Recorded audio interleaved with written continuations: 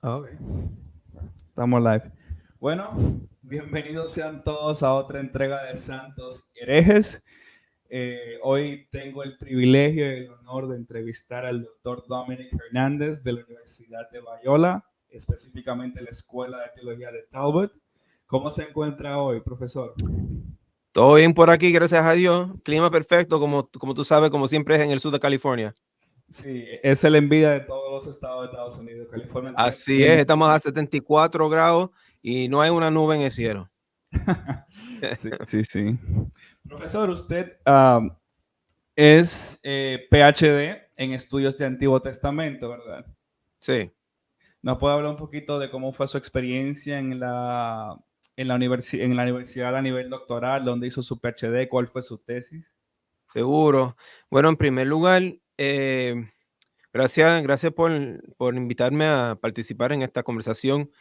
Este, y es un gusto conocerte a través de este medio y espero conocerte en persona un día de estos, quizás en SPL o en una de esas conferencias. Este, nada, la verdad es que me encantó estudiar el doctorado. Estudié el doctorado en una universidad que se llama Bar Ilan, que queda en la zona metropolitana de Tel Aviv, en Israel. Nosotros, yo digo nosotros, mi familia, ahora tenemos un niño y una niña. Nosotros vivimos en Israel unos 5 años cuando estaba estudiando el doctorado. No, yo, de hecho, tú me preguntaste si tenía PhD en el Antiguo Testamento y la respuesta es sí. Eh, pero en Israel no hay Antiguo Testamento o Nuevo Testamento. Todos los departamentos tienen, perdón, todas las universidades tienen departamento de Biblia. Y Biblia ya es lo que nosotros llamamos Antiguo Testamento porque muchos no aceptan el Nuevo Testamento como las escrituras, o sea, las Claro. escrituras de los cristianos, claro. Pero entonces, técnicamente mi doctorado es un doctorado en Biblia, que es nuestro Antiguo Testamento, Biblia hebrea y idiomas semíticas. Y eh, lenguas semíticas, idiomas semíticos, es lo mismo. Entonces, nosotros, la verdad es que me encantó todo. Mi tesis fue del libro de Job. em, y de hecho, es un poco chistoso porque en mi primer año de estudio doctorales allá en la universidad, yo pensé que tenía una buena idea de un tema, que quería escribir acerca de este tema. Entonces yo voy con mi mentor, que se llama Ed Greenstein, que lo quiero mucho, lo quiero un montón. Y le dije, mira, yo tengo este tema en mente y yo creo que puedo escribir mi doctorado acerca de esto. Y le conté de lo que era mi idea, ¿verdad? Y me escucha y me dice, tú no quieres escribir de eso. Y yo le pregunté, ¿pero cómo? ¿Por qué? Y me dice, es que yo tengo unas ideas raras de ese pasaje, pero tú has pensado en el problema teológicos que no solamente hay en el libro de Job, pero también existe en la literatura sapiencial del antiguo Medio Oriente o Próximo Oriente, ese problema de la prosperidad del malvado o prosperidad del impío. Y yo dije, nunca he pensado en eso. Entonces voy, leo el libro de Job y me di cuenta que ese problema es una queja en el libro de Job, en mucha parte en el libro de Job, muchos capítulos del libro de Job. Y digo, no, yo voy a escribir mi doctorado acerca de eso. Entonces, mi doctorado fue eh, acerca de ese problema de la prosperidad del impío en el libro de Job y otra literatura del antiguo Próximo Oriente. Ujú. Básicamente el tema, creo que en términos teológicos se llama la teodicea en el libro La de Job. teodicea es parte de ese problema de la teodicea. Sí. Y al parecer, por la exploración e investigación que hizo, era algo que no solamente los antiguos israelitas se preguntaban, también las personas del antiguo Oriente Medio, como dice. Claro, claro. O sea, mira, en el antiguo Israel, nosotros tenemos que entender que ellos también fueron, Israel tenía sus culturas del antiguo Próximo Oriente también. O sea, si Israel si hubiera periódicos en ese tiempo, el problema de la teodicea, el problema de la prosperidad de los impíos, eso sería lo que se escribiría acerca de esas cosas en el periódico. Ujú. Porque mucho, tú sabes, nosotros cuando leemos el periódico hoy en día, hay problemas que se hablan de esos problemas todos los días, ¿verdad? Parece que esto fue uno de los problemas de las personas que vivían de los escribas, por lo menos, que vivían en el antiguo Próximo Oriente, porque se escribía de este tema bastante.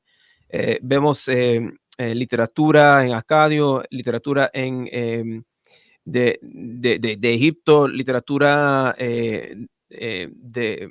podemos decir, ugarítica, o que consiguieron en el idioma ugarítico. Vemos en diferentes idiomas, en diferentes partes de lo que era Mesopotamia, del antiguo Próximo Oriente, este problema. La gente hablaba de esto, contemplaba eso. Yeah. Bueno, interesante sobre su tesis. Y hablaremos en el transcurso de la conversación, vamos a tocar un poquito más sobre eso, el libro de Job y de lo que exploró en el libro, en su tesis. Bueno, hoy nos unimos también porque uno de los temas que quiero tocar con usted, porque profesor de Antiguo Testamento al fin, una de las grandes cuestionantes que aquellos que son estudiantes por primera vez de estudios bíblicos es cómo rayos yo leo el Antiguo Testamento, cómo yo, en dominicano decimos cómo le metemos el pico a esto. Y lo hablando sobre su libro, ¿verdad? Engaging the Old Testament, está en español, ¿verdad? No. Va a salir en español pronto. Ok. No ha salido todavía. De hecho, Amazon sigue cambiando la fecha. Ahora dice 1 de junio de 2025. Bueno. Entonces, cuando digo pronto, no sé qué exactamente. Yo sabe que muchos piensan que los autores, de hecho, publican sus propios libros. Es así en algunos casos, pero en la mayoría de los casos, tú escribes el manuscrito, ¿verdad?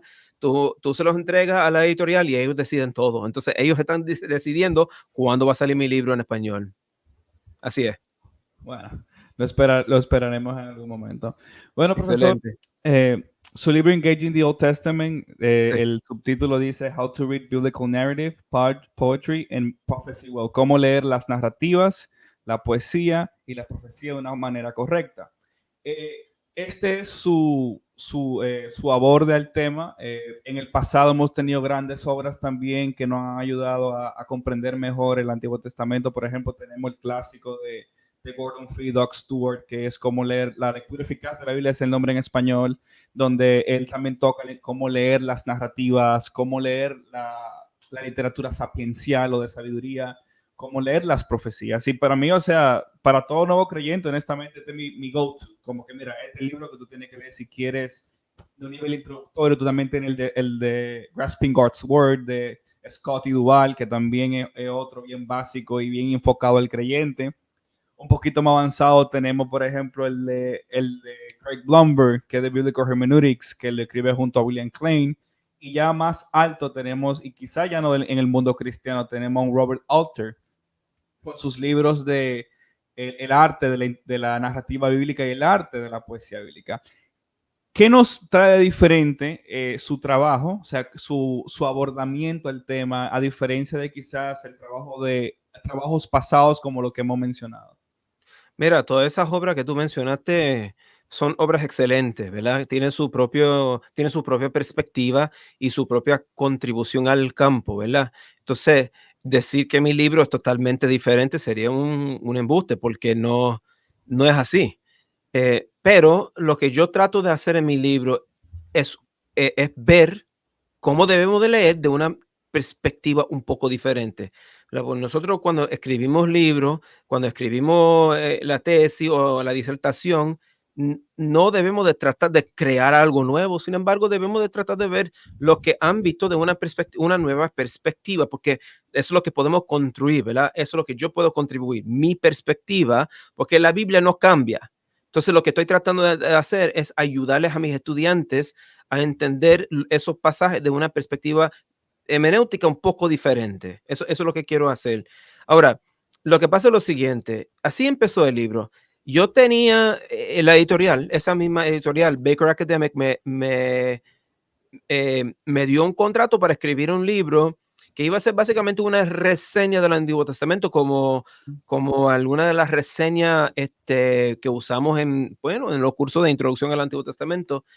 Pero iba a ser una reseña pequeña y se iba a llamar a otra cosa, ¿verdad? Y entonces yo me pongo a trabajar en ese libro, me pongo a escribir en mi escritorio y odio el libro que estoy escribiendo. Literalmente.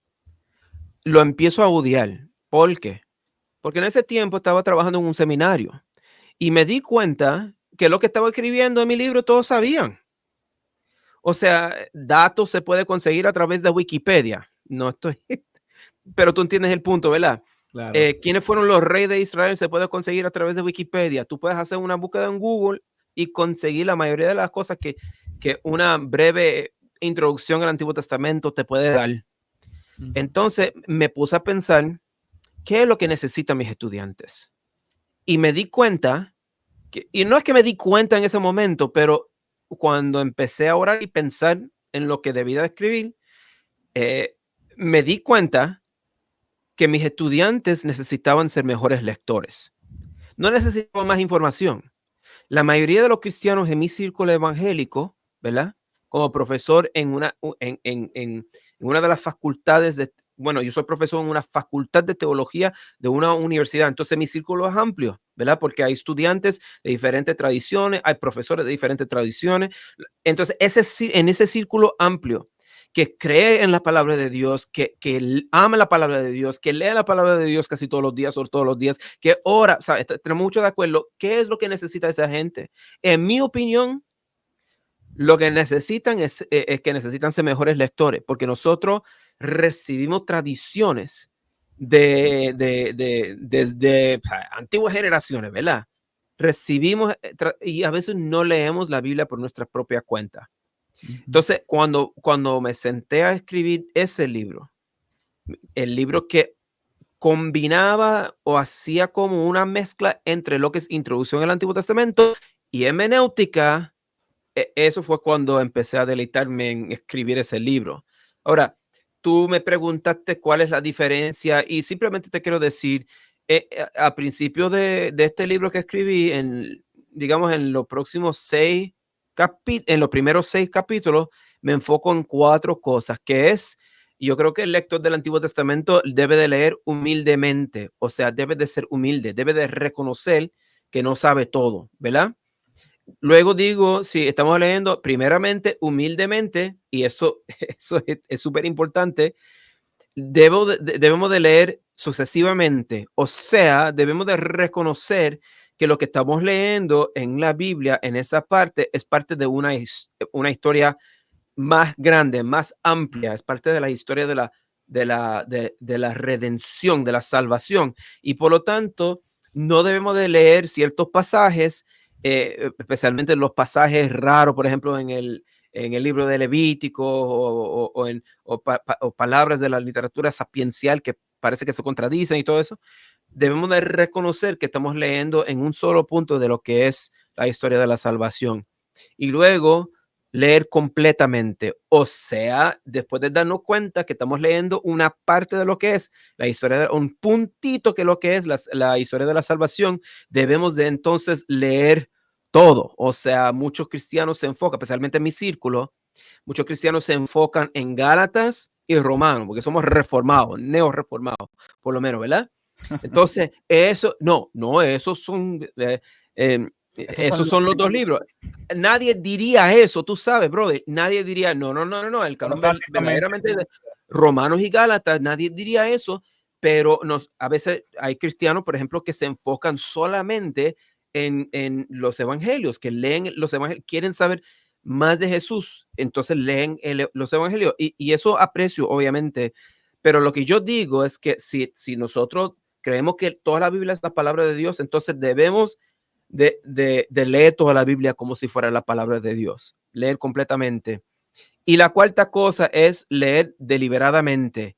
Y esto es lo que pasa. La mayoría de mi libro se enfoca en leer deliberadamente. ¿Y qué es lo que significa eso? Leer reconociendo que los autores bíblicos eran genios. Es una palabra que a mí me gusta usar, pero eran genios en el sentido de que sabiendo lo que estaban escribiendo, escribían intencionadamente con puntos teológicos en mente y guiaban a los lectores, que somos nosotros hoy en día, guiaban a los lectores a sus metas teológicas. O sea, nosotros como lectores debemos de dejar que el texto, el autor antiguo y el texto que tenemos hoy en día nos lleve a donde nos quiere llevar. en lugar de, a veces, lo que nosotros hacemos a veces, simplemente utilizar la retórica, un versículo, y trata de aplicar eso a nuestras vidas. Buenísimo, buenísimo.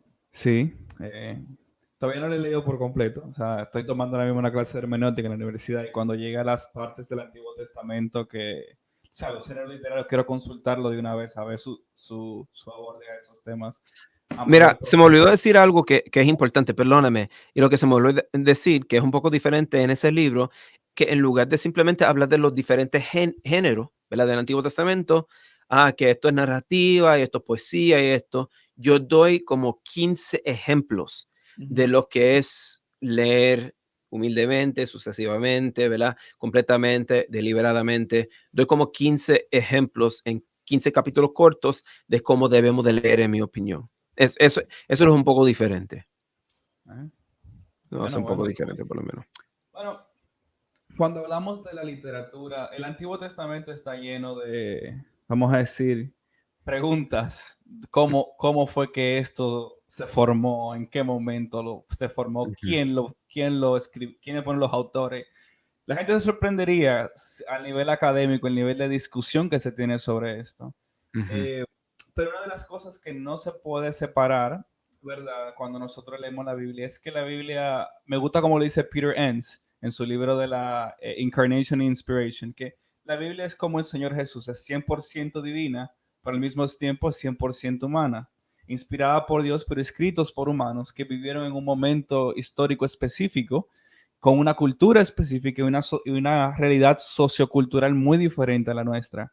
Eh, por ejemplo, si uno toma una Biblia, uno sabe que esto no se escribió en español, no se escribió ni el año pasado, ni la semana pasada, ni el mes pasado, y también no se escribió, por lo menos en República Dominicana donde estoy, ni se escribió en Los Ángeles, California. Significa que el mero hecho de nosotros agarrar una Biblia y abrirla y empezar a leer es una experiencia transcultural.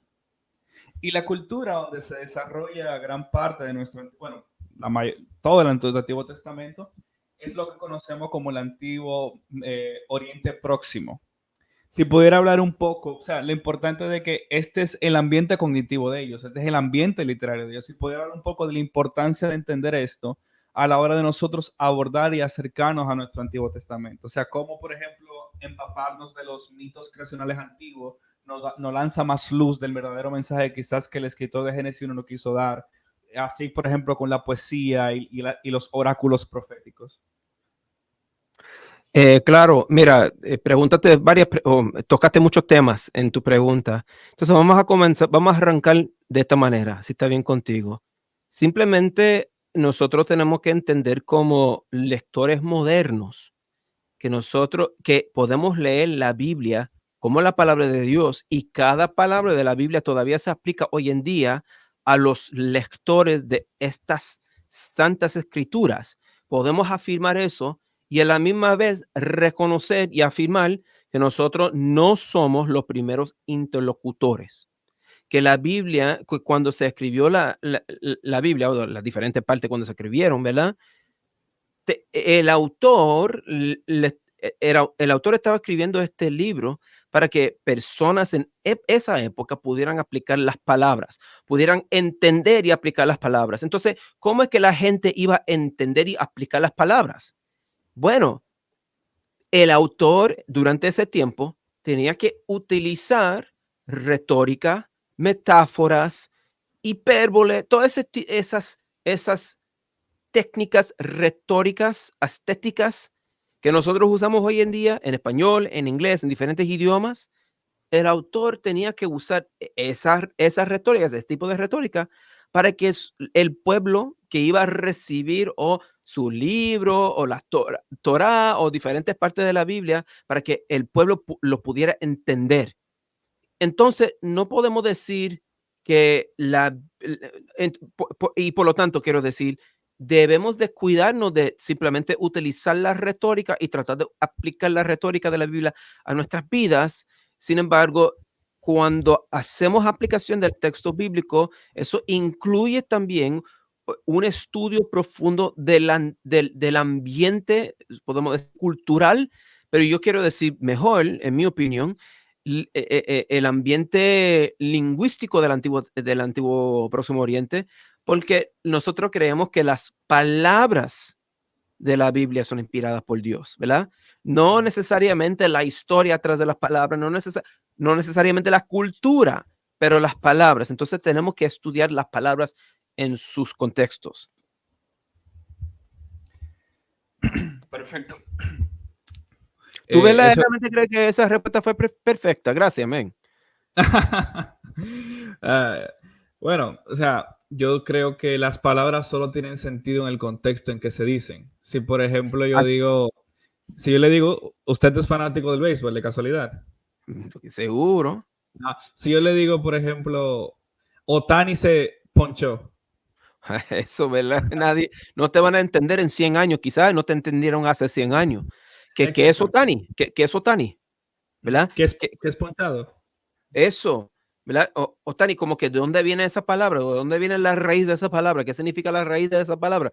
Oh, es el nombre de alguien, ¿verdad? O sea, yo no sabía ese nombre antes, hace 10 años atrás, ¿verdad? Tú no sabías nada de ese nombre tampoco. Tu ejemplo es excelente, en tus palabras, perfecto. Gracias, profesor. Bueno, ya podemos pasar quizá a desglosar un poquito los diferentes géneros que tiene el Antiguo Testamento. Hay uno que yo siento que a veces no se toca. Por ejemplo, solo me fijé en el libro creo que mi única crítica al libro de Douglas, de Gordon y Gordon Field Douglas Moo, que es en el libro de Génesis, siempre se discute qué género literario exactamente es Génesis del 1 al 11. Usualmente se le coloca en el género narrativo, pero otros han abogado que quizás el género mito-historia fuese mejor, como Bill T. Arnold en el seminario de Asbury. ¿Cuál sería su abordamiento sobre esa parte en específico del libro de Génesis? ¿Cuál fue el género literario que mejor lo describiese? Gracias. Excelente pregunta. En mi opinión, tenemos como lectores modernos, y esto tú me preguntaste de la contribución de este libro o de mi libro, leyendo el Antiguo Testamento, y yo te voy a decir, parte de lo que yo digo en el libro, no tan directamente como lo voy a decir ahora, pero parte de lo que estoy tratando de comunicar, nota que solamente hay 3 géneros: narrativa, ¿verdad? Poesía y profecía. ¿Por qué? Porque yo creo que muchos de los libros de hermenéutica tienen todo diferentes tipos de género, que ese tipo de género y ese género y todo eso. Y es básicamente nosotros como lectores modernos tenemos que memorizar, si leemos ese tipo de libros, tenemos que, o si estudiamos hermenéutica en un curso, como curso en un seminario, a veces nos enseñan que tenemos que memorizar que estos son los pasos para leer cierto tipo de literatura bíblica. Lo que yo quiero decir es que la Biblia nos dicta a nosotros cómo debemos de leerla. O sea, yo no creo que nosotros, en mi opinión, simplemente no debemos de decir, pues esto es narrativa. Entonces voy a leer todo de este capítulo a este capítulo como narrativa. No hacemos eso. No debemos de hacer eso, en mi opinión. Debemos de dejar, si el texto nos indica que estamos leyendo la narrativa. Ahora, esto es lo que pasa. Y esto es algo que me frustra un poco, para que sepa, ¿ok? Los géneros que nosotros le imponemos a los libros bíblicos son géneros creados por los seres humanos, ¿verdad? Y verdaderamente, yo soy autor también. A veces yo entro a un género y salgo y juego con otro género, ¿verdad? Por ejemplo, en este libro que tú mencionaste, yo en el primer capítulo escribo unas líneas de rap, de la música rap, ¿ok? La música rap no es narrativa, pero lo que estoy contando básicamente es una historia y luego pongo unas líneas de rap, como 2 o 3 líneas, ¿verdad? Ok, ¿qué pasa? La música rap básicamente es poesía. Muchos de los que están escuchando me dicen, no, no es poesía, no es poesía. No, no, no, no, no, no. No tiene que estar de acuerdo con lo que dicen, ¿verdad? No tiene que estar de acuerdo con lo que dicen los raperos, pero son muy, muy, muy talentosos. Básicamente son poetas. Entonces, ¿qué es lo que hago en mi libro? Narrativa, narrativa, narrativa. ¡Pum! poesía. Narrativa, poesía. Narrativa, y luego si la narrativa empieza a hablar de profetas o de profecía, se convierte a profecía. Pero en el Antiguo Testamento lo que suele pasar es que la profecía, la mayoría de la profecía, es poesía. Entonces, entonces debemos de dejar que la Biblia dicte qué tipo de literatura estamos viendo, y no debemos de tratar de crear géneros y decir, estas son las reglas de leer estos géneros, porque si hacemos eso, no vamos a cumplir el propósito de una clase de hermenéutica. El propósito es ser mejores lectores, no necesariamente imponer reglas en la Biblia, en la lectura bíblica. Dime, perfecto. Ay, ay. Buenísimo, buenísimo. Y es verdad, por ejemplo, uno lee el libro de Éxodo, que usualmente se le cataloga como un libro de narrativa, y ahí tú ves, por ejemplo, poesía en el canto de María. Seguro, capítulo Uno ve, 14, ejemplo, 15, sí, sí. Que no me acuerdo exactamente en qué pedazo es que se habla también de profecía, pero se mezclan, Bueno, o sea, no es puramente narración. Escucha esto también, otro ejemplo del libro de Éxodo, ¿verdad? Es cuando Moisés sube a la montaña y empieza a recibir las leyes del Señor. Ok, muchos dicen, no, esto es el género legal, porque Dios está dando leyes, ¿verdad? Pero yo diría que eso es narrativa todavía, porque el narrador nos está contando una historia de Moisés. Puede ser que el narrador sea Moisés, pero todavía está contando una historia en la tercera persona. Entonces debemos de leer, de todavía como que estar sensible a lo que hace el narrador, porque nos está contando una historia de leyes, de cuando Moisés recibió las leyes bíblicas. Sí, sí. Ya que ya empezamos a abordar el género narrativo, obviamente de forma muy básica, porque no podemos explorar en gran profundidad. ¿Cuáles son los elementos básicos de la narrativa bíblica? Bueno, el elemento básico es es lo que pasamos por alto la mayoría de las veces, que la narrativa bíblica tiene un narrador que cuenta una historia, ¿verdad? Ok, entonces casi nadie dice que el libro de Proverbios es narrativo, ¿verdad? Porque no lo es. Es poesía, un tipo de poesía, podemos decir que es poesía proverbial o algo así, pero es poesía, es tipo de poesía porque bueno, hablaremos de eso, pero esto es lo que quiero decir. Cuando empezamos a leer el libro de Proverbios, ¿verdad? Cuando nos metemos al libro de los Proverbios, no tenemos un narrador que nos está guiando. Tenemos algunos comentarios, podemos decir comentarios narrativos, por ejemplo, en el capítulo 10, versículo 1, en el capítulo 25, versículo 1, pero nadie nos está contando una historia. Pero que es muy diferente en el libro de Esther. El libro de Esther empieza diciendo básicamente, esto es lo que pasa, ¿verdad? Este rey como que se divorció y nos está contando la historia. Entonces, pasamos eso por alto mucho. Luego, ya que nos damos cuenta que la narrativa tiene un narrador, tenemos que reconocer que lo que suele pasar, y no tiene que pasar todo el tiempo, pero lo que suele pasar es que el narrador empieza a contar utilizando tácticas retóricas. O sea, el narrador no te da toda la información. El narrador es inspirado por Dios y sabe mucho más. Podemos decir, podemos adivinar, ¿verdad? Que el narrador sabe mucho más que lo que nos está contando. Por ejemplo, volvamos por un segundo a la Torá.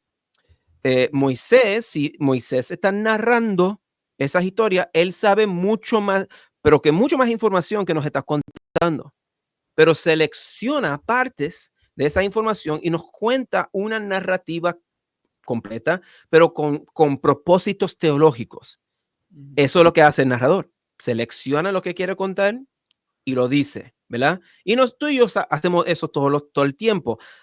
Una de las cosas que yo tengo 22 años de casado con mi esposa Gaby, y una de las cosas que nosotros, ¿cómo? Felicidades. Sí, sí, sí, ya me puse viejo. Yo soy el viejo. Gaby no está bien. Anyway, eh, una de las cosas que es, yo digo que es chistosa ahora, pero que me frustraba mucho, es que cuando yo hablaba por teléfono, digamos, hablo con mi mamá por teléfono y hablo con mi mamá por media hora y luego cuelgo y mi esposa dice, ¿qué dijo tu mamá? Pero chica, hablamos por media hora. ¿Cómo que te voy a decir lo que dijo mi mamá?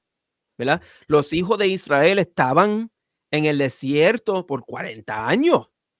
¿Cómo es que solamente esto es como que cuántas páginas, 100 páginas de texto que tenemos en la Torá? ¿Cómo es que nos va a contar todo lo que pasó? O sea, eso es lo que hacen los narradores. No te dan toda la información, simplemente seleccionan la información y te dan esa información con metas teológicas, propósitos teológicos. Y Tienen una puedo seguir, agenda. pero sí, sí, no eso mismo. Pero esa palabra tiene una connotación media negativa, ¿verdad? O sea, como si estuviera escondiendo de propósito. No quiero decir eso. Lo que quiero decir es que está contando la historia con un propósito. Es mejor así, en mi opinión. Ok, ok. Eh, si bien es cierto, o sea, de que, como usted dijo, ellos son selectivos con los eventos que toman para contarnos, e incluso el orden en cual nos los cuentan A veces tienen, sí, tienen un fin teológico. sí, E sí. incluso la manera como interpretan esos eventos tienen también un trasfondo teológico. Por ejemplo, uno lee el libro de Génesis y uno ve que, por ejemplo, ¿cuál es la maldición que se le da a la mujer a Eva en el libro de Génesis? Que con dolor dará a luz. Algunos toman eso como decir, como el tema de la fertilidad va a ser un problema en la humanidad. Y uno ve la historia del libro de Génesis, lo que nos está contando, las tres protagonistas principales, tenemos a Rebeca, tenemos a Sara y tenemos a Raquel. Las tres tienen un problema y es el mismo que el problema de la fertilidad. Uno ve, por ejemplo, en el libro de Génesis cuando se habla de que la mujer vio, y ahí se habla del pecado, ¿verdad? Uno ve, por ejemplo, que los hijos de Dios ven que las mujeres son atractivas, siempre se pone como el ver asociado a un pecado. Por ejemplo, uno ve que la mujer de Potifar vio que José era atractivo. O sea, nada de esto, nada de ese lenguaje es fortuito. El autor sabe muy bien lo que está haciendo y hacia dónde nos quiere llevar. Y eso entonces, por ejemplo, uno lee la escena del diluvio con Noé, que es más o menos un proceso de creación. Cuando Noé sale, él planta un viñedo, tiene una tienda, él bebe del fruto, jardín, fruto, se emborracha, peca, termina desnudo. ¿A qué te está evocando? ¿A qué idea te está trayendo? Edén. Todo, o sea, lo que intento decir que nada de esto es al azar. El autor sabe muy bien cómo nos quiere contar la historia. Y entonces eso hace que salga una pregunta de nuestra mente. Si el autor está, no quiero, voy a usar la palabra selectivo, no manipulando, sino está siendo selectivo con los eventos que nos está contando y cómo nos los está contando y en qué lenguaje nos lo está contando. ¿Estos eventos habrán pasado exactamente como nos los está contando o quizás se tomó ciertas libertades literarias a la hora de contarnos la historia? Fíjate, yo no pienso en esos términos. Así lo pienso.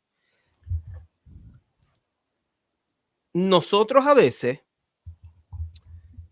como que, ok, hoy en día, eh, vamos a volver para atrás un poquito.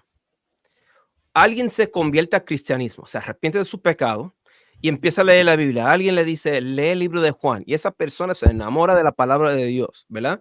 Y eso es lo que pasó conmigo cuando era teenager, eso es lo que, adolescente, eso es lo que pasó conmigo, ¿verdad? Empieza a leer la palabra de Dios, ¿verdad?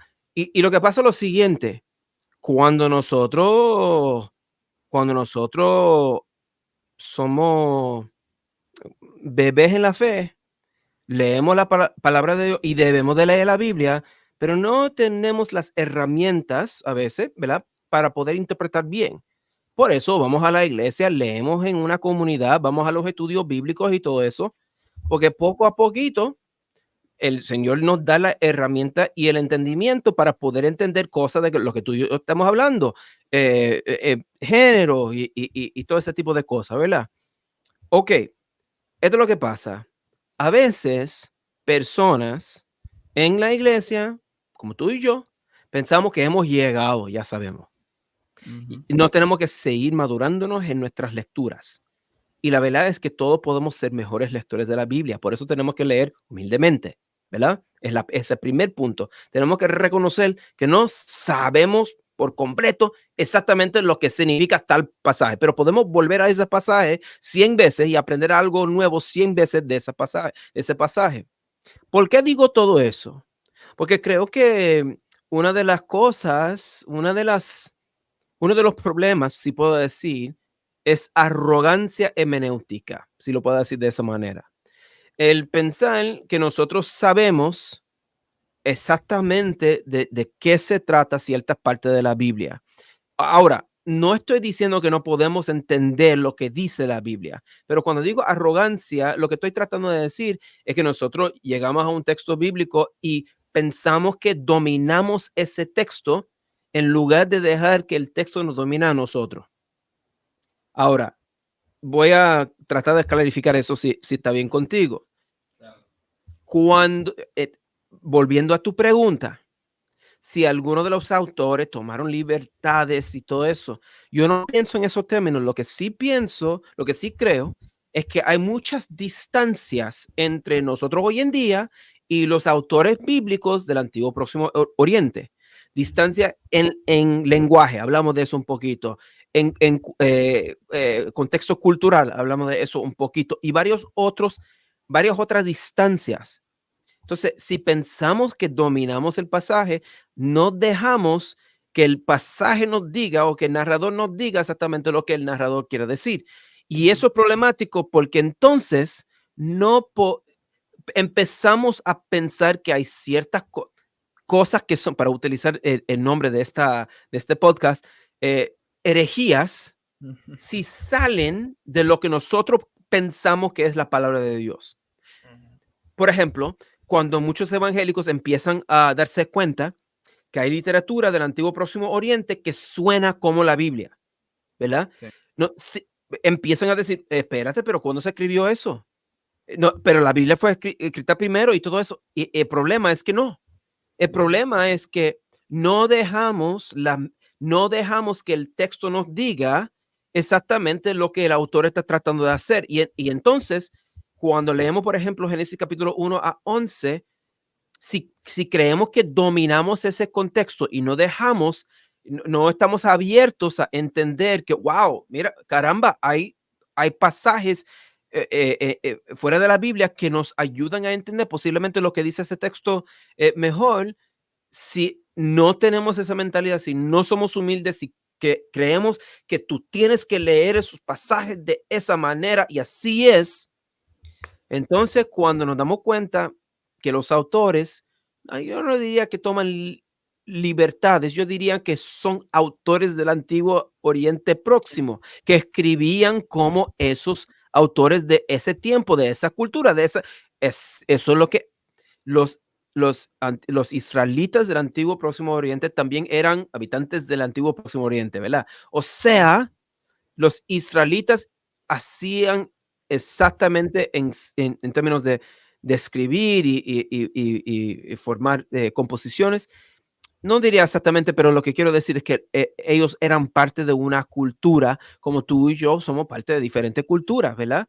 Eh, y eso nos debe de animar, en mi opinión, no nos debe de confundir, nos debe de animar porque de esa manera podemos entender que Dios verdaderamente escribió su palabra para que la gente la pudiera entender y aplicar. Ujú. No escribió algo que la gente no podía entender. Las otras composiciones del antiguo Próximo Oriente nos ayudan a entender qué tanto el Señor quería que la gente entendiera su palabra, porque fue escrita de casi las mismas maneras, ¿verdad? Que escribían las otras composiciones. Sí, sí, yo creo que yo usé el término libertades es porque quizás los modernos están, o sea, nosotros los modernos estamos muy separados de cómo los antiguos escribían Y una de las cosas que tenemos que hacer la paz con es que en inglés dice el aim de su escritura, de que todos los hechos y datos y cada detallito, como nosotros nos gustaría que fuesen, ellos no Mm. están pensando de esa manera y tenemos que hacer la paz con eso. Yo a veces, por ejemplo, para explicar un poco el término de la narrativa, les digo, llegó a ver de casualidad esta película, Oppenheimer. No, es que casi no veo películas porque soy cristiano, tú sabes. Sí, No, pero toca. no he visto esa película. Bueno, la película es una biografía ¿verdad? Del científico Oppenheimer que dio clases en Princeton, dio clases en UCLA, fue el director del proyecto Los Álamos, aquel que construyó la bomba que eventualmente la Segunda Guerra Mundial se usó en Hiroshima. Fue, ¿verdad? Fue un mujeriego. Todos los datos importantes de la película nos Tú está dijiste que contando. fue mujeriego. Sí, fue un mujeriego. ¿Qué es lo que tiene que me cuenta después que tiene que ver eso con la bomba? Sí. Bueno, a lo que voy es que, por ejemplo, uno busca el personaje histórico y uno ve que los macroeventos, la película te los cuenta, pero es obvio que el director está, ¿verdad?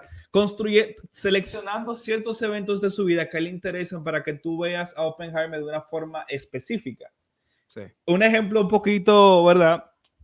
Vamos a decir, no tan 100%, pero es lo más próximo, de que ellos están intentando seleccionando los eventos que sí pasaron, de forma que quieren que tú veas estos eventos a la luz de ¿verdad? No vamos a usar la palabra agenda, pero sino a la luz vamos a un término cristiano teológico, de la revelación progresiva de Dios a donde Dios quería llevar al pueblo de Israel. Sí. Mira, Entonces, eso sí, obviamente nosotros vemos que eso pasa en la Biblia, por ejemplo, solamente a través de leer los evangelios podemos ver que los evangelistas hacían ese tipo de cosas. Un ejemplo, quizás el ejemplo más claro de eso es cuando Jesús limpió el templo, ¿verdad? Los evangelios sinópticos cuentan esto como que eso hubiera pasado en la última, podemos decir, en la última semana de la vida de Jesucristo, y el evangelio de Juan lo pone temprano en su evangelio. Ahora, es posible que Jesús haya limpiado el templo 2 veces, pero es improbable eso. Entonces, la pregunta es, ¿por qué Juan pone eso ahí, en ese contexto? Obviamente hay diferentes respuestas, pero el punto es que nosotros vemos ese tipo de cosas que sí, el autor nos quiere, yo no diría como una película, pero quiero decir que las tácticas retóricas que utilizaban los autores bíblicos pueden ser también históricos y creativos a la misma vez.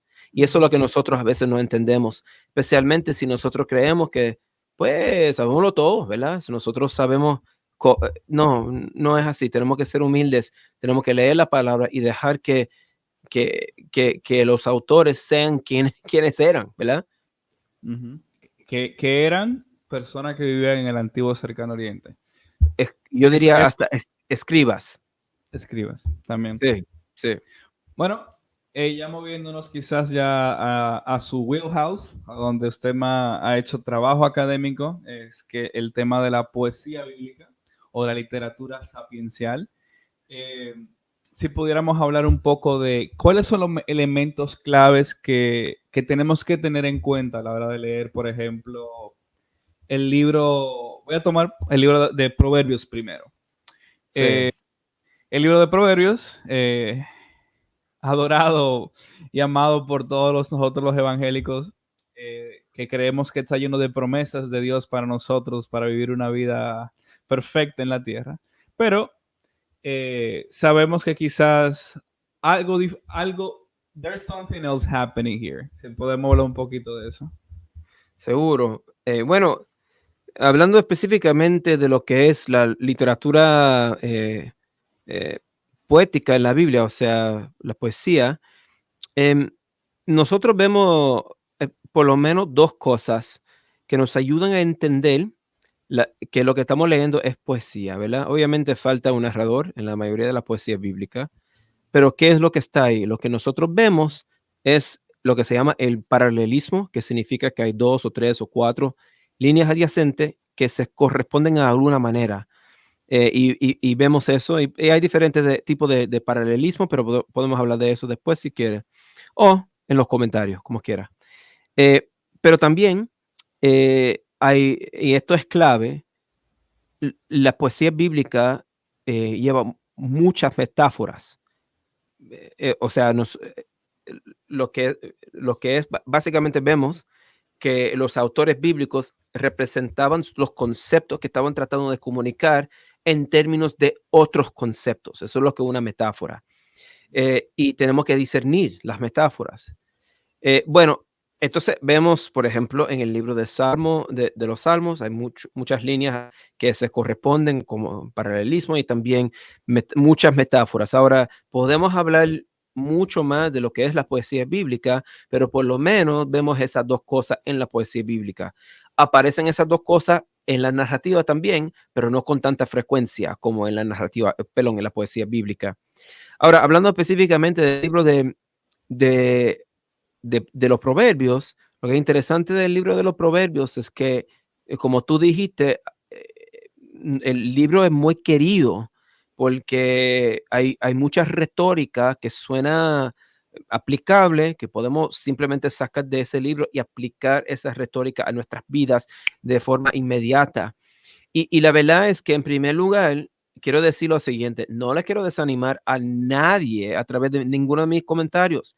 Nadie tiene una lectura perfecta, 100% perfecta de la Biblia.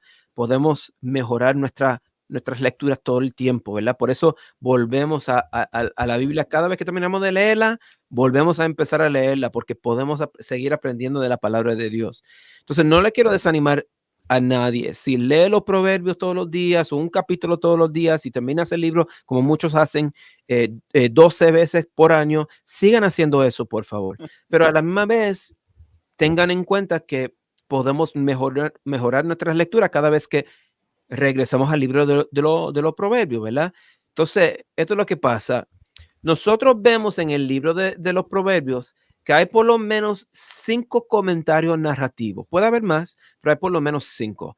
Capítulo 1, versículo 1, capítulo 10, versículo 1, capítulo 25, versículo 1, capítulo 30, versículo 1 y capítulo 31, capítulo 1.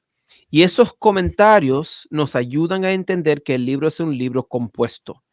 O sea, no es que Salomón, obviamente, versículo 1, capítulo 1, versículo 1 y capítulo 10, versículo 1, indican que Salomón, que los proverbios, esos proverbios son salomónicos. O sea, puede ser que Salomón, de hecho, escribió todos esos proverbios. Es posible.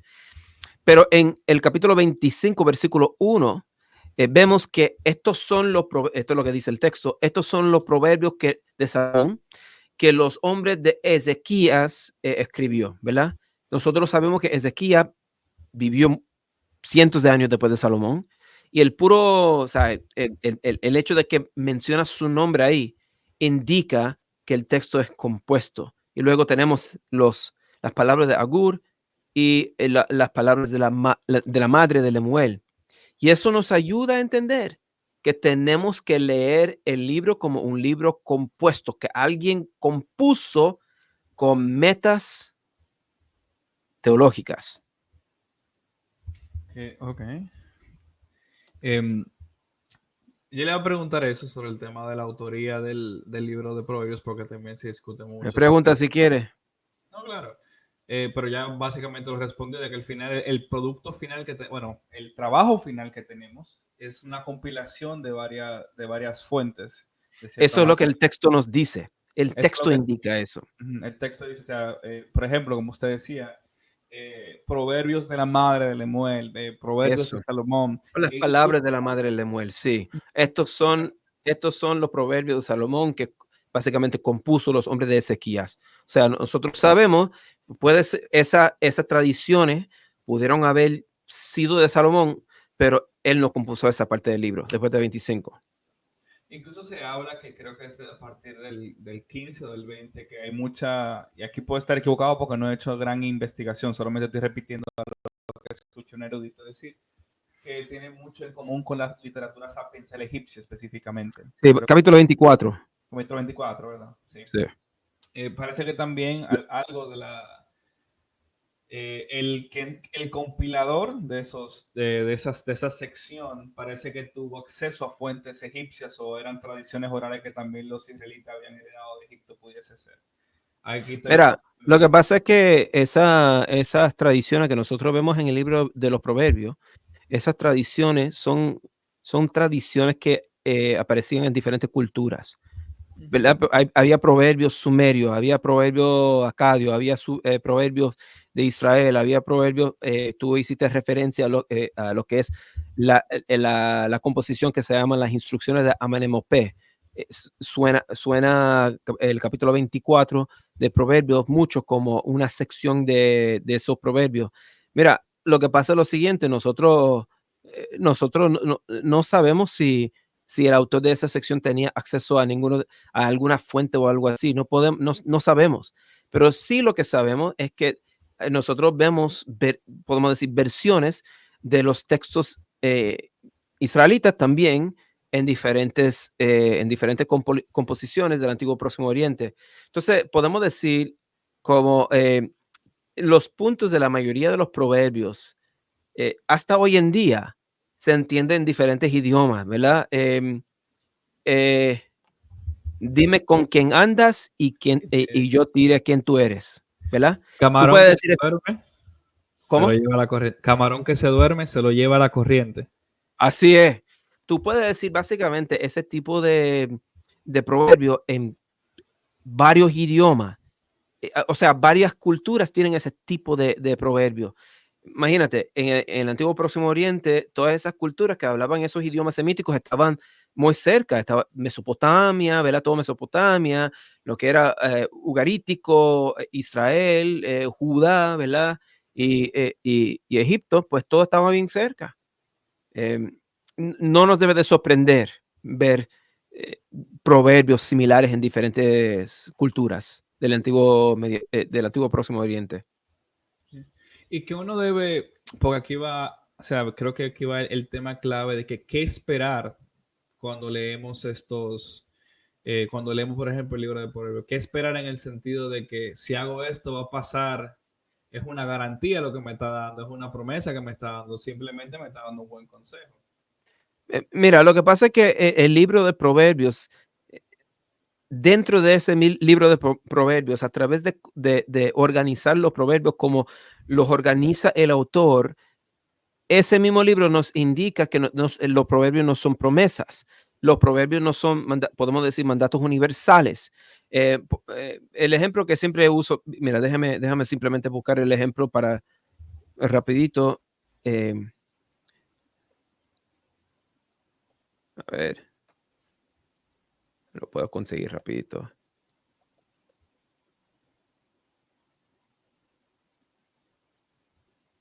Un segundo, a ver.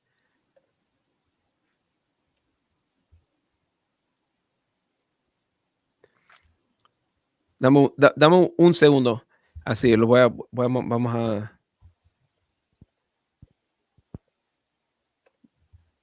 Ah, estaba ahí. Ok, entonces, mira, esto es lo que dice Proverbios capítulo 26 en la Biblia de las Américas. Capítulo 26, versículo 4. No respondas al necio de acuerdo con su necedad, para que no seas tú también como él. El próximo versículo dice esto, brother. Responde al necio según su necedad, para que no seas sabio ante sus propios ojos. Entonces, nosotros vemos ahí que el libro de Proverbios nos enseña que ciertos proverbios se aplican en ciertas circunstancias. Por ejemplo, ¿le respondo al necio o no? ¿La Biblia se contradice? No, un proverbio se aplica en un cierto contexto específico. Y eso es lo que vemos a través de eso. Y eso es lo que el autor no era un bobo. Él sabía que él sabía que estaba poniendo dos proverbios que aparentemente se contradecían juntos. ¿Pero por qué? Para enseñarnos que los proverbios no se aplican en todas las circunstancias. O sea que son, vamos a decir también, hay que entender en el momento en que se escribe esto, o sea, es una sociedad muy diferente a la nuestra, un mundo muy diferente a la nuestra, y también no es como que creo que es Thomas Schreiner que lo dice así en su libro de The King in His Beauty, que es más cómo vivir sabiamente en el antiguo pacto. Mira, lo que dice Thomas Schreiner es cierto, porque lo quiero un montón. Eso fue una broma, no te reíste. Pero lo respeto mucho, lo quiero mucho. Y no sé, no he leído ese libro porque es de como 1000 páginas. Felicidad por haber leído ese libro. Lo tengo ahí en mi estante de libros, pero no sé lo que dijo acerca de esto, pero yo diría que los proverbios son lo que nos, para hablar en términos, porque tú y yo estamos hablando del antiguo Próximo Oriente y todo eso, es lo que se llaman los eruditos, proverbios convencionales. O sea, hay diferentes tipos de literatura sapiencial. Vemos lo que son los proverbios convencionales o la literatura tradicional, también se dice, utiliza ese término, que es básicamente, si tú haces esto, esto es lo que va a pasar, o haz esto y esto es lo que va a pasar. Y nosotros vemos eso un poquito en la Torá, pero llegamos luego al libro de Job, y seguramente vamos a hablar un poquito del libro de Job, y el canon bíblico nos deja entender que los proverbios y lo que vemos en la Torá no se aplica en todos los casos, no se aplica en cada situación. Tenemos que leer esos textos en su contexto y reconocer y aprender más de quién es Dios en esos contextos, en lugar de tratar de aplicar la retórica que no necesariamente aplica a nuestras vidas. Sí. Diría que los proverbios son buenos consejos, pero no son garantía de un resultado. Porque ¿cuántos de nosotros podemos aplicar buenos consejos, incluso viniendo de un pastor, y aún así no una garantía de que el outcome de ese consejo vaya a ser Seguro, seguro. positivo? Por ejemplo, uno dice, no he visto justo desamparado ni su simiente que mendigue pan. Ve a Nepal o ve a la India o ve a, qué sé yo, o a un país de la África del Norte y te darás cuenta que hay mucho creyente mendigando pan en las calles. Y no es que la Biblia está contradiciendo, lo que pasa es que el propósito del libro de los proverbios es, como dijimos, dar buenos consejos, sabiduría, no promesas. Bueno, ya podemos movernos aquí al tema ya de su tesis, de lo que vamos a decir, de lo que usted exploró por 5 años viviendo en Israel, que es el libro de Job. El libro de Job también es un enigma en muchos aspectos, ¿verdad? Primero, ¿quién rayos escribió esto? ¿En qué momento histórico esto está ambientado? Hasta una pregunta muy interesante. ¿Es Job una figura histórica o es un personaje parabólico? ¿Cuál es el mensaje que nos quiere dar? ¿De dónde nace el autor a escribir este libro? ¿Cuál es el metamensaje que a la audiencia israelita que se le escribió quería que ellos abrazasen? Son muchas preguntas otra vez. Vamos a Perdón. arrancar con la primera. ¿Quién escribió Job? No tengo idea. Esa es la pregunta más fácil, porque nadie sabe. Eh, ¿En qué contexto histórico fue escrito Job? Mira, muchos no saben tampoco, pero creo que es razonable sugerir que por lo menos el autor los ubica a Job y a sus amigos en la época podemos decir, antes del Mikdash, Bet Mikdash, que fue el tabernáculo. Y la razón es porque Job hace sus propios sacrificios. Pero no estoy 100% seguro de eso porque también nosotros no sabemos exactamente dónde los personajes están ubicados. Puede ser que que Job y sus amigos sean personas que vivían lejos del tabernáculo y no podían sacrificar allá. O sea, hay muchas preguntas del libro de Job que el autor no nos, no nos, no nos dice, simplemente no nos contesta esas preguntas. Podemos hablar un poquito de que si Job es un personaje histórico. Muchos de los evangélicos tal vez se sorprenderían que han habido varias personas, varios eruditos no solamente eruditos modernos, también eruditos judíos, del pasado que han dicho que Job no es una persona histórica, que Job de hecho fue una parábola, podemos decir. En la retórica que estoy usando, la retórica específica que estoy usando es de otra persona, pero una parábola para enseñarnos diferentes cosas del carácter de Dios. Ah, mira, esto es lo que pasa. En primer lugar, entiendo por qué algunos dirían que Job es una parábola, porque lo que pasa es que nosotros, en primer lugar, tenemos una escena para empezar el libro, vemos al Satán en el concilio divino. Y simplemente muchos dicen, ¿qué es lo que pasa aquí? Concilio divino. Y yo pensé que Dios no podía tener la presencia de ninguna cosa mala puede estar en la presencia de Dios o algo así, ¿verdad? Entonces, muchos dicen, no, que eso no es histórico tampoco. Otras personas dicen que ese personaje Satanás no es a Satán o Satanás, sí, sí, sí.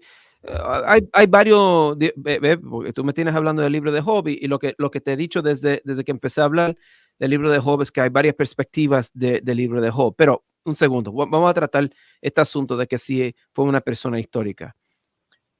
La razón por la cual digo que entiendo, porque muchas personas pensarían que no fue una persona histórica, es porque hay razones, en mi opinión, legítimas para creer eso. También, fíjate, Job empieza a hablar con sus amigos en poesía. Mira, ninguno de nosotros, cuando nos pega duro el dolor, empieza a rapear en reggaetón. Nadie hace eso, ¿verdad? Empezamos a gritar, o sea, él reacciona de una manera que parece que pudo haber sido, pues, creada, ¿verdad? Pero esto es lo que pasa. Yo sí creo todavía que Job fue una persona histórica, por varias razones. No voy a brincar el Nuevo Testamento ahora. Creo que el libro de Job nos indica que por lo menos fue una persona histórica. En primer lugar, la narrativa al principio parece sugerir que estamos hablando de una persona. Nos da detalles específicos de su vida, números de vaca que tenía y todas esas cosas, ¿verdad? Además, estaba casado y sus 3 amigos llegaron y le dan nombre a los 3 amigos. Parece que nos estás contando de una persona histórica. Ahora, puede ser que no, pero luego, si nosotros decimos que no, vamos a tener que tener muy buenas razones por las cuales nos está dando detalles específicos de, de la vida de Job. También en el epílogo nos da, o sea, estaba hablando ahora de prólogo, ¿verdad? La narrativa, los primeros 2 capítulos, pero en el capítulo 42 también menciona detalles específicos de esta persona Job y los 3 nombres de sus hijas que le nacieron después de que sufrió. Ok, salimos del libro de Job y además de eso, obviamente, bueno, hay que tomar. Saliendo del libro de Job, Ezequiel lo menciona 2 veces, ¿verdad? En el capítulo 28 de Ezequiel.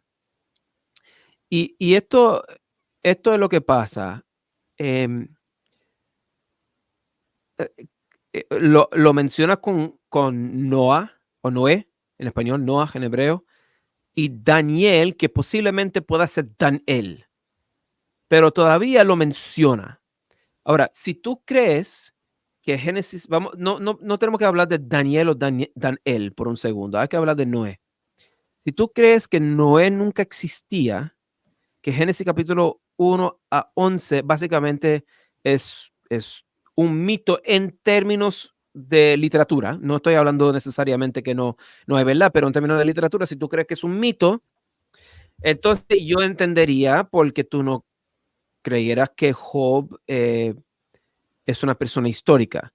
Pero yo no creo eso tampoco de Génesis capítulo 1 a 11. Yo creo que esos capítulos son, mira, históricos en el sentido de que nosotros, en el sentido de que la historia que se está contando en esos capítulos verdaderamente pasó. No es solamente historia. Pero cuando dice Noé, creo que había una persona que se llamaba Noé. Entonces, cuando Ezequiel pone a Job al lado de Noé y también posiblemente a Daniel, pero creo que posiblemente sea Daniel también, que fue un personaje ugarítico. No importa, él también existió. O sea, esas tres personas, en mi opinión, existieron. Ezequiel lo menciona dos veces y luego llegamos al libro de Santiago. Y Santiago pudo haber solamente pensado que Job fue un buen personaje en la tradición judía y que no verdaderamente existió. Y yo entiendo ese punto de vista.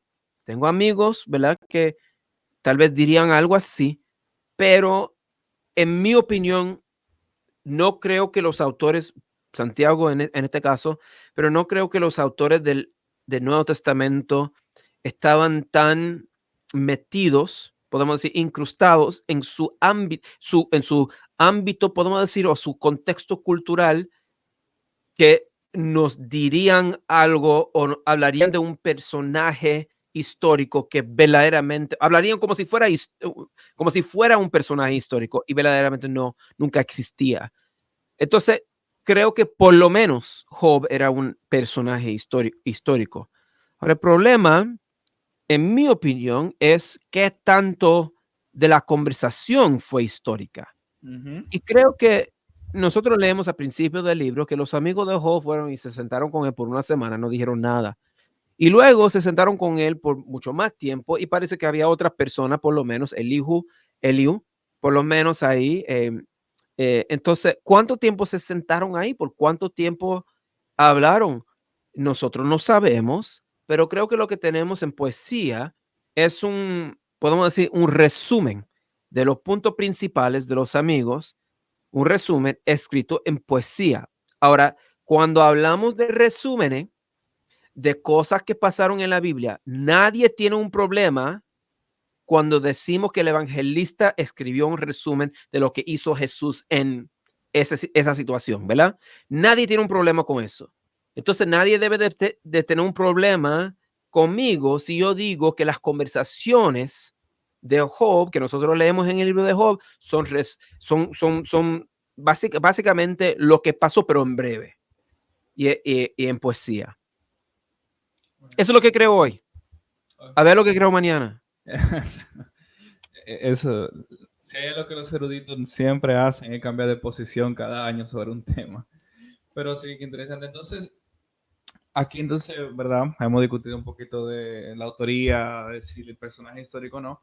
Pero ahora vamos como a lo importante de por qué los judíos le agregaron al canon, que era el mensaje que tenía y su importancia y relevancia a la audiencia, quien escuchó las palabras de este libro. ¿Cuál entiende usted que es el mensaje y cómo hubiese eso impactado a la audiencia que lo escuchó? ¿O por qué, o por qué hubiese sido impactante para la audiencia? Yo creo que, otra vez, estamos hablando de cosas que simplemente no podemos estar 100% seguros de esto tampoco, porque podemos decir ampliamente que los que leyeron el libro de Job inicialmente fueron los hijos de Israel, porque fue escrito en hebreo. Pero no podemos hablar más específicamente de quién, de cuál tribu, de si fueron los escribas o fueron los sacerdotes. No podemos hablar o sea, en detalle acerca de esto simplemente porque no sabemos. Pero con respecto si podemos hablar ampliamente, si puedo contestar esto de manera amplia, podemos decir lo siguiente.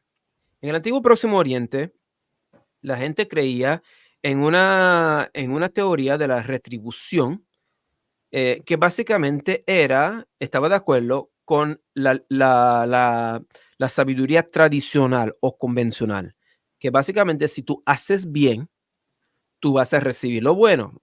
Si haces mal, vas a sufrir las consecuencias. Tú sabes, es exactamente lo que nos enseñan en la escuela dominical hasta el tercer grado. Y eso fue una broma, pero casi no. Porque los cristianos, de hecho, a veces nosotros enseñamos eso mismo. pero eso es básicamente la sabiduría tradicional, ¿verdad? Ahora, Dios, en el libro de Job, Dios no, podemos decir, no obra de acuerdo de la sabiduría tradicional. ¿Quién sabe eso? Job no sabe eso, los amigos no saben eso, nosotros sabemos eso a través de prólogo, los primeros 2 capítulos, ¿verdad? Nosotros como lectores, todos los que han leído el libro de Job saben que la, la sabiduría tradicional no se aplica a la situación de Job. La razón por la cual Job está sufriendo es por esa conversación que tiene con Satanás en el cielo, ¿verdad? Hay una competencia divina, podemos decir. Y por esa razón, Job está sufriendo. Job no sabe eso, sus amigos no saben eso, nosotros sabemos eso. Entonces, nosotros podemos criticar lo que ellos están diciendo. Debemos de criticar lo que ellos están diciendo, ¿verdad? Y esto es lo que aprendemos del libro de Job, que literatura, podemos decir sabiduría tradicional. Empiezo de nuevo. Sabiduría tradicional no funciona en todas las situaciones. Aprendemos un poco de eso en los proverbios, pero los proverbios están, pues el libro de los proverbios está lleno de sabiduría tradicional. La Torá también, especialmente, por ejemplo, Deuteronomio capítulo 27 y capítulo 28. Si tú haces esto, yo te voy a bendecir con eso, dice el Señor, ¿verdad? Entonces, eso no aplica a todas las situaciones. ¿Cómo es que leemos? ¿Cómo es que aprendemos eso? Aprendemos eso a través del libro de Job. Aprendemos eso porque en la situación de Job, Dios dejó que algo que todas esas, podemos decir, esas tragedias le pasaron y no fue porque Job pecó. Job no había hecho nada, de hecho, para que recibiera todas esas tragedias. Pero los amigos de Job están muy metidos en lo que es la sabiduría convencional. Incluso creo que en los discursos que le dan son, o sea, fuera de la crítica que le podemos dar porque sabemos ya lo que está pasando detrás, son quizá consejos que una persona viviendo en aquel entonces le hubiese dado a un amigo, de que quizá tú ten pecado, confiésalo y Bueno, demás. ni siquiera en ese tiempo, hoy en día, hacemos lo mismo. Y vemos eso especialmente en las iglesias de la prosperidad, ¿verdad? Sí. Ven, recibe tu bendición, o te voy a dar, mira, esto es lo que voy a hacer, voy a ir a la iglesia, voy a donar un poquito de chavito, dinero, ¿verdad? Y voy a recibir mi bendición. Eh, pero de hecho, no quiero simplemente hablar de los que van a la iglesia de la prosperidad, porque obviamente hay muchos cristianos ahí, muchos creyentes, muchas personas que aman a Jesús. Lo que quiero decir es que todos nosotros tenemos esa mentalidad. La mentalidad del antiguo Próximo Oriente. Dios, yo te voy a hacer feliz para que me des lo que yo quiero. O Dios, ¿qué hice para yo recibir este dolor? ¿Qué hice yo? Y Job nos enseña que a veces esas preguntas no son válidas. O en su defecto que quizás hay cosas que están pasando detrás que nuestros ojos no pueden ver al mismo tiempo. Bueno, también, ¿verdad? En muchos casos nosotros tratamos de averiguar la razón por diferentes situaciones, pero la verdad es que como Job somos todos parcialmente ignorantes. Sí. No completamente ignorantes. Tenemos las palabras de Dios que nos revela mucho de la voluntad del Señor. Pero en términos de lo que pasa en este mundo caído especialmente, nosotros como Job, todos nosotros somos parcialmente ignorantes de la voluntad de Dios. Y tenemos que aceptar eso.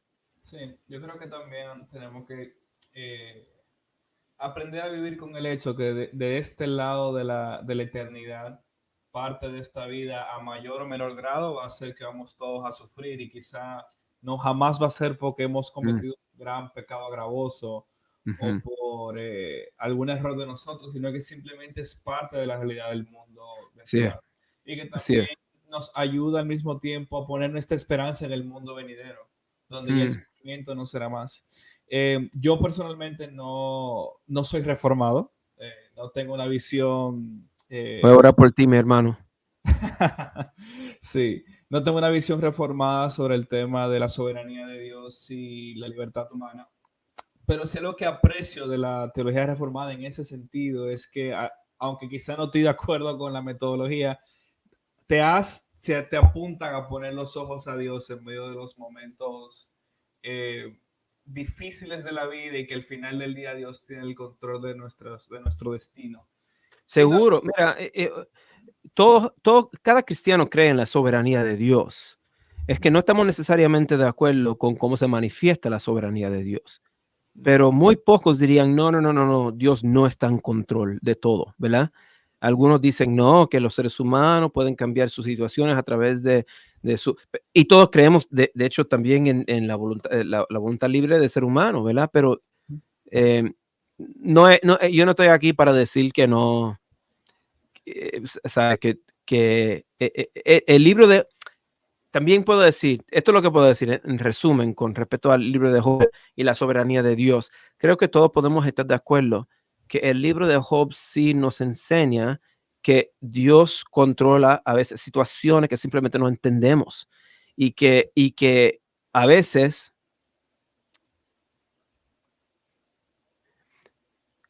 a veces tenemos que simplemente admitir que somos ignorantes, parcialmente ignorantes por lo menos, de lo que el Señor está haciendo en este mundo, especialmente en nuestras situaciones en particular. Eso es lo que quiero decir. No, no, no, esto no tiene que convertirse a un debate de la soberanía de Dios. Creo que todos podemos estar de acuerdo que Dios es soberano. amén. Sí. Sí, y también creo que una de las realidades que quizás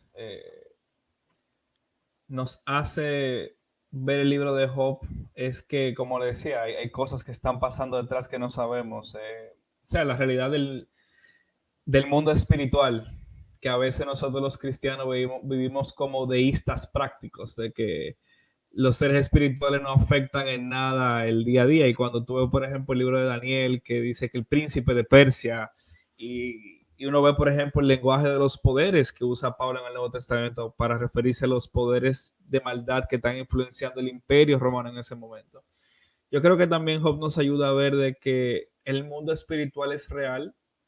Creo que quien fue el decano de ustedes por muchos años, el profesor Clinton y Arnold, ha escrito extensamente sobre este tema, sobre los poderes de oscuridad, de que parte incluso de lo que nosotros vivimos es producto de la influencia de ellos sobre el mundo. El mismo libro de Efesios habla de aquellos que se han dejado influenciar por los poderes.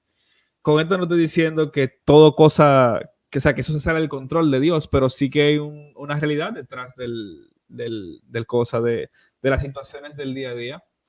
Y también, y creo que la última pregunta que le voy a hacer sobre el libro de Job, porque lo mencionó varias veces, ¿entiende usted que el Satanás que menciona el libro de Job es nuestro diablo en el Antiguo Testamento? O como, por ejemplo, personas, no tengo el libro, no sé si sabe que Stokes habla de, por ejemplo, de que como el executioner de Dios en el Antiguo Testamento se volvió el enemigo cósmico en el Nuevo. Mira, varias cosas. Volvamos por un segundo a ese niño, quizás Dominique Hernández, que aceptó al Señor como adolescente y empieza a leer la Biblia, ¿verdad? Llega a un pasaje en el Nuevo Testamento, porque casi todos empezamos en el Nuevo Testamento, ¿verdad? Llega a ese pasaje del Nuevo Testamento que habla de Satanás. Wow, Satanás. Yo, no, ¿verdad? Y luego, eventualmente, llego al libro de Job y casi cada traducción que he leído en el español y también en el inglés, casi cada traducción, no todas las traducciones, pero casi, traduce esa palabra, Hasatán, como Satanás, mayúscula S. Entonces, ese Dominic, adolescente, va a entender inmediatamente que es el mismo personaje que vemos en el Nuevo Testamento. Y esto es lo que pasa. si nosotros estuviéramos en la oficina de las personas que estaban traduciendo nuestras traducciones en el español, la Reina Valera podemos decir, o la Biblia de las Américas, o en inglés, NIV, o Nueva Versión Internacional, o King James, ellos dirían seguramente 100% que están interpretando un poco en el libro de Job. Están interpretando porque cada traductor hace un poquito de interpretación. Así es. Y a veces, y nosotros tenemos que pensar en nuestros lectores. ¿Cómo es que la gente va a poder leer esto si no les ayudamos a leer? Parte de la traducción es ayudarles a leer a los lectores. No podemos traducir palabra por palabra porque a veces simplemente no tiene sentido, ¿verdad? Los boricuas dicen por la maceta, que mira, esa comida está por la maceta. Y un dominicano dice por la maceta. ¿Qué significa eso? ¿Verdad? Pero en inglés tú dices, it's on the flower pot. What do you mean it's on the flower pot? ¿Qué significa por la maceta? Si yo traduzco eso palabra por palabra, nadie va a entender. Entonces yo tengo que traducir y luego interpretar. That food is really good. Por la maceta. That food is excellent. Eso hacen los traductores del Antiguo Testamento también. Entonces tú llegas a Satanás o Hasatán en el hebreo, en ese pasaje, y si tú eres dominica adolescente, tú lees eso inmediatamente por la interpretación, tú dices, no, eso es Satanás del Nuevo Testamento.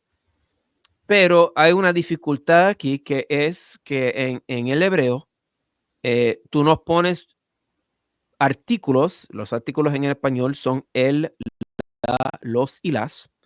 Tú no pones artículos enfrente de nombres. El artículo en el hebreo es ha, y ese artículo está enfrente de Satán. Ha-Satán. Ha-Satán no puede ser un nombre. Entonces, ¿qué es?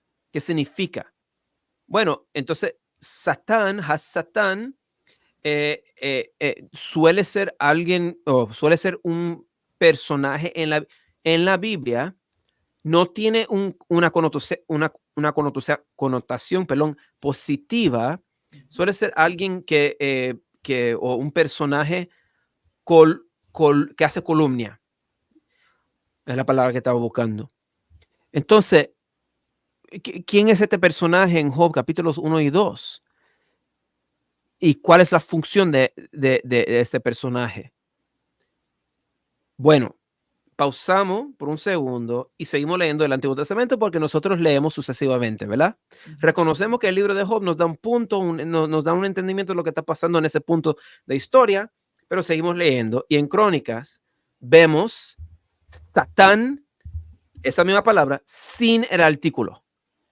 Entonces parece que en el Antiguo Testamento ese enemigo, podemos decir, de hecho de los seres humanos, no necesariamente de Dios, porque, ¿verdad?, el Nuevo Testamento nos ayuda a entender que Satanás es nuestro adversario, no es el adversario de Dios, no es Dios, sabemos su fin, ¿verdad? Claro. Pero nuestro adversario. Entonces, el adversario de los seres humanos en el Nuevo Testamento parece que existe de alguna forma en el Antiguo Testamento, pero en muchos casos que está activo no tiene el nombre Satanás. En Job, en mi opinión, le ponen a ese personaje Ha-Satán, que significa el personaje, podemos decir, que hace columna. ¿Cómo se dice esa palabra otra vez? Calumnia. Calumnia, eso es lo que estoy diciendo, ¿verdad? Y entonces, ¿quién es ese personaje? Bueno, leemos en Crónicas que puede ser el mismo personaje que se llama después Satanás, Satán. Entonces, yo sí creo que Ha-Satán es Satanás. Pero lo que pasa es que los traductores de nuestras Biblias están haciendo todo el trabajo que acabo de explicar en simplemente poner Satanás mayúscula S. No nos ayudan a entender cómo llegaron a esa decisión, especialmente las traducciones evangélicas o más evangélicas, más conservadoras, que definitivamente quieren poner mayúscula S porque no quieren que nosotros neguemos la existencia de Satanás. Porque eso es lo que hacen algunos liberales, ¿verdad? Entonces hacen esa interpretación ahí y Dominica adolescente no entiende, ¿verdad? Y de hecho, Dominica el adolescente tendría, podemos decir, hasta la tendencia de creer que personas que no le ponen mayúscula S son liberales o algo así. Y de hecho no es así. Simplemente es una interpretación del texto y estoy de acuerdo con esa interpretación tradicional, podemos decir. La posición tradicional, no. Buenísimo. De los evangélicos, por lo menos. Bueno, sí, de nosotros los evangélicos. Bueno, hay muchísimas cosas que quisiéramos hablar y abordar, pero el tiempo ya se nos acabó. En algún momento, no quizá el año que viene o cuando te dispone, nos gustaría invitarle de nuevo para explorar un poquito más de la literatura. Incluso no tocamos Eclesiastés ni tocamos los Salmos, que Mira. también está en su rango de su especialidad. Pero nada, muchas gracias a todos por habernos sintonizado, profesor Dominic, de verdad, gracias por su tiempo. Yo sé que estás súper ocupado con Talbot y todo lo que está pasando por allá. De verdad, se lo agradecemos mucho. Nada, amigos. Sí, ¿qué iba a decir algo? No, gracias por la invitación. La verdad que les invito a todos a conectarse conmigo a través de las redes sociales, mi página de web y también soy director de Talbot en español, ¿verdad? Que ofrecemos 3 maestrías y un certificado totalmente en línea, totalmente acreditado, totalmente en español a un precio muy razonable. Y pueden ver más información de eso. Aquí estoy representando, mira, Talbot en español como Guayabera, tú sabes. Representando a los latinos allá en Los Ángeles. Sí, no, así es. Hay muchos latinos por aquí en Los Ángeles. Sí, sí. Yeah. Y espero algún día que esa sea mi alma mater también. Bueno, ya lo dijiste, puedes empezar tu aplicación ahora Yeah. para que no haya mucho descanso entre el bachillerato y la maestría, pero como tú quieras. Pero nada, gracias a todos, Dios les bendiga, nos vemos hasta la próxima. Déjame darle en recording.